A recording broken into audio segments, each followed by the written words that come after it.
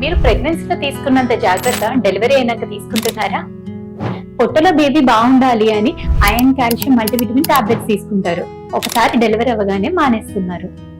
కానీ breast milk తయారవ్వాలంటే మీరు తీసుకునే ఫుడ్ నుంచే తయారవుతుంది. మీరు తీసుకునే ఆహారంలో ఐరన్ కానీ కాల్షియం లోపాలు ఉంటే, మీ బాడీలో కాల్షియం తగ్గిపోతే బ్రెస్ట్ మిల్క్ కి కావాల్సినంత కాల్షియం మీ బోన్స్ నుంచి వెళ్తుంది. సో బ్రెస్ట్ ఫీడింగ్ లో మీరు సప్లిమెంట్స్ తీసుకోకపోతే మీ బోన్స్ 10 to 15% అరిగిపోతాయి. అండ్ లాంగ్ టర్మ్ లో బోన్స్ అరిగిపోవడం వల్ల మీకు జాయింట్ పెయిన్స్ కానీ, ఈజీగా ఫ్రాక్చర్స్ అవ్వడం కానీ, తొందరగా వీక్ అవ్వడం జరుగుతుంది.